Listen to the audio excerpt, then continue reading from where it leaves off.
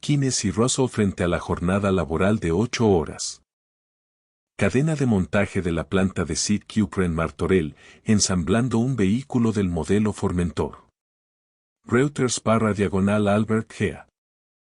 Una TikToker llamada Brielle se ha hecho viral, con millones de reproducciones, porque aparece llorando por tener que trabajar una jornada completa, 40 horas semanales.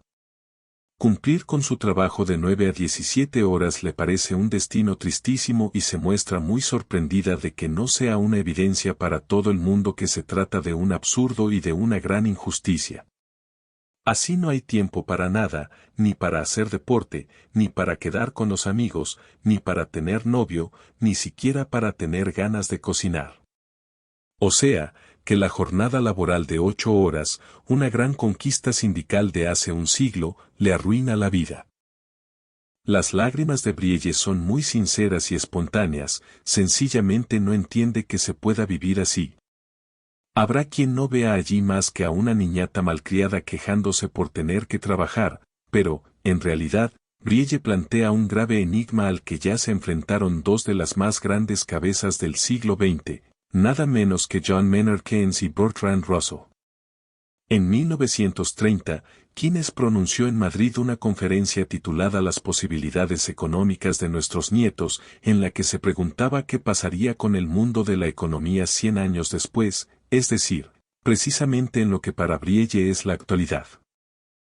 Y Keynes no tiene la menor duda al afirmar que en el 2024, más o menos, la humanidad en su conjunto estaría trabajando un máximo de 15 horas semanales, en turnos de 3 horas al día.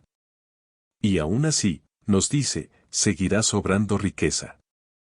Así es que Brielle tiene toda la razón en sentirse perpleja y desanimada. Sencillamente, no se entiende, no se puede entender, cómo el genio más grande de la economía del siglo XX pudo equivocarse tanto.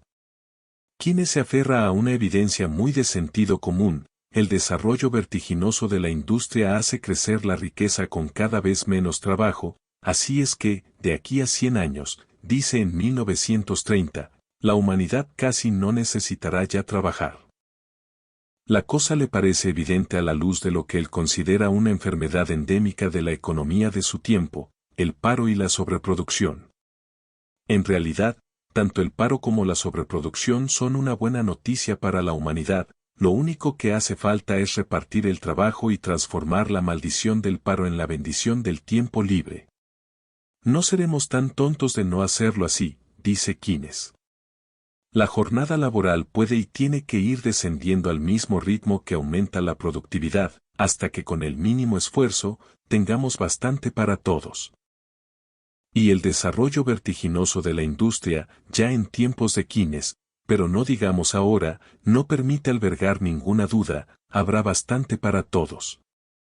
Es más, en esta conferencia, Keynes llega a hacer una afirmación sorprendente, un verdadero reto para las actuales facultades de economía: en 100 años, nos dice, la humanidad habrá resuelto ya su problema económico, es decir, que nos habremos librado de la economía, del problema de cómo administrar recursos escasos, sencillamente porque ya no serán escasos.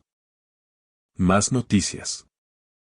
La sobreproducción y el paro demuestran, según él, que el problema económico no es el problema permanente del género humano. O sea, acuerdo total con Aristóteles y desacuerdo profundo con la filosofía subyacente a la ciencia económica: no somos un homo economicus, sino un ser social que tiene un problemilla económico que se puede remediar. En Aristóteles, teniendo esclavos; en la actualidad, dice Keynes, con el progreso técnico y la organización de la producción. Hasta el momento, quizás la economía ha sido una enfermedad congénita para la humanidad, o quizás, más bien, un virus que contrajo con la separación de las clases sociales, porque en las sociedades neolíticas, según atestigua la antropología, siempre se trabajó mucho menos que ahora. En todo caso, la revolución industrial habría descubierto la vacuna. Es obvio, nos dice, que el problema económico, el de la escasez de recursos, tiene cada vez menos importancia y que ha llegado el momento en que 3 horas al día sean suficientes para satisfacer al viejo Adán que hay dentro de nosotros. No cabe duda de que, viendo el resultado, 100 años después, Keynes se quedaría por lo menos tan perplejo como Brielle, llorando lágrimas de rabia. Lo que a Keynes ni siquiera se le pasa por la cabeza, seguramente tampoco a Brielle, es que una economía industrializada es perfectamente compatible con una reducción de la jornada laboral y una distribución del trabajo, pero que una economía capitalista no. Fue precisamente por eso, por lo que el yerno de Marx, Paul Lafargue, pudo definir el comunismo como el derecho a la pereza de la humanidad. Si había que acabar con el capitalismo, dijo, era, ante todo, para poder reducir la jornada laboral, para librarnos de la maldición del trabajo excesivo, del paro y de la sobreproducción. Él estaba convencido de que el capitalismo impedía de raíz esta posibilidad. Y a la luz de lo que tenemos 100 años después de la conferencia de Keynes, no cabe duda de que tenía toda la razón, el capitalismo es el mayor obstáculo para la reducción de la jornada laboral. El capitalismo, que fue un gran incentivo para el desarrollo industrial, ha robado a la humanidad la posibilidad del tiempo libre, y con él, en el fondo, de la tranquilidad republicana que Aristóteles consideraba imprescindible para que además de supervivir, el ser humano fuera capaz de vivir una vida buena, una vida digna. O por lo menos, una vida en la que Brielle pueda tener ganas de cocinarse la cena y quedar con su novio. Pero pensemos en otro eminente genio del siglo XX, Bertrand Russell. En 1932 escribió Elogio de la ociosidad, un texto en todo semejante al de Paul Lafargue, donde podemos leer, el tiempo libre es esencial para la civilización y, en épocas pasadas, solo el trabajo de los más hacía posible el tiempo libre de los menos. Pero el trabajo era valioso, no porque el trabajo en sí mismo fuera bueno, sino porque el ocio es bueno. Y con la técnica moderna sería posible distribuir justamente el ocio, sin menoscabo para la civilización. Con la técnica moderna, sin duda que sí. Con el capitalismo no, como bien se ha demostrado 100 años después. Pero Russell era socialista. Él tiene muy claro que, durante la guerra, la organización científica de la producción, lo que en el lado comunista se llamaba planificación económica, había permitido fabricar armas y municiones suficientes para la victoria.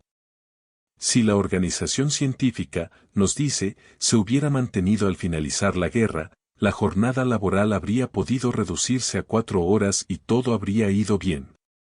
Pero, por el contrario, se restauró el antiguo caos, aquellos cuyo trabajo se necesitaba se vieron obligados a trabajar excesivamente y al resto se le dejó morir de hambre por falta de empleo. En los años 30, Bertrand Russell protesta indignado con impaciencia, los hombres aún trabajan 8 horas. Ello lleva a la sobreproducción en todos los sectores, las empresas quiebran, los trabajadores son despedidos y arrojados al paro. El inevitable tiempo libre produce miseria por todas partes, en lugar de ser una fuente de felicidad universal. ¿Puede imaginarse algo más insensato? Russell no ve otra solución que reducir la jornada laboral a 4 horas diarias. Eso acabaría con el paro y con la sobreproducción que hace quebrar a las empresas. Vemos que coincide punto por punto con el diagnóstico de Keynes. En cambio, si hoy en día a alguien se le ocurriera decir la cuarta parte de esto, se le consideraría un demagogo populista. Keynes y Russell no eran unos tertulianos de la tele, ni unos influencers aficionados a la economía, eran dos de las más grandes cabezas pensantes del siglo XX, pero si Yolanda Díaz propone una reforma laboral para imponer la jornada laboral de 4 días semanales, todo el mundo se rasga las vestiduras como si estuviese proponiendo un disparate suicida desde el punto de vista económico. Cuando propongo que las horas de trabajo sean reducidas a 4, no intento decir que todo el tiempo restante deba necesariamente malgastarse en puras frivolidades, continúa diciendo Bertrand Russell. No, porque él tiene confianza en las virtudes civilizatorias del ocio, del tiempo libre. De hecho, está convencido de que sin la clase ociosa, la humanidad nunca hubiese salido de la barbarie. Lo que ocurre es que, como bien sabía Aristóteles y bien recordaba Paul Lafargue, para que haya existido una clase ociosa siempre han hecho falta esclavos o proletarios. Pero ya no es así, los progresos técnicos de la humanidad nos auguran un mundo en el que nadie esté obligado a trabajar más de 4 horas al día, de modo que ahora es posible democratizar el tiempo libre y que toda persona con curiosidad científica pueda satisfacerla, y todo pintor pueda pintar sin morirse de hambre, no importa lo maravillosos que puedan ser sus cuadros. El tiempo libre se invertirá en las artes y las ciencias, en la política y el progreso moral de la humanidad. Puesto que los hombres no estarán cansados en su tiempo libre, no querrán solo distracciones pasivas e insípidas y muchos dedicarán sus esfuerzos a tareas de interés público. La conclusión de Bertrand Russell es impactante por ser muy de sentido común. Los métodos de producción modernos nos han dado la posibilidad de la paz y la seguridad para todos. En vez de esto, hemos elegido el exceso de trabajo para unos y la inanición para otros. Hasta aquí, hemos sido tan activos como lo éramos antes de que hubiese máquinas. En esto, hemos sido unos necios, pero no hay razón para seguir necios para siempre. Pero sí hay una razón y se llama capitalismo. Sin embargo, Russell, como Keynes, piensan que es una cuestión de necedad o de humana insensatez. Russell opina que es porque nos han implantado una ética del trabajo delirante. Estamos empeñados en que el trabajo es un deber. Empeñados en que el pobre no sabría cómo emplear tanto tiempo libre. De ahí su angustiosa pregunta, ¿qué sucederá cuando se alcance el punto en que todo el mundo pueda vivir cómodamente sin trabajar muchas horas? Pero Russell, como Keynes, se preocupaba inútilmente. Los tiempos iban a demostrar que, mientras siguiera existiendo el capitalismo, eso no sucedería jamás, sino todo lo contrario. Gozamos ahora de desarrollos técnicos inimaginables para él y para Keynes. Y no ha aumentado el tiempo libre, sino la amenaza del paro y la precariedad. Y para muchos, en las fábricas de la globalización, el trabajo excesivo. Y sería demasiado sarcástico eso de intentar convencer a los precarios y los parados de que si se empeñan en trabajar es porque hay una ética del trabajo que les tiene abducidos. No es una cuestión ética. Es una cuestión económica, que tiene que ver con un sistema que Lafargue y Marx hacían muy bien en llamar capitalista. El capitalismo es un sistema económico que, por su propia naturaleza, es incapaz de ir despacio, es incapaz de no crecer, incapaz de pararse.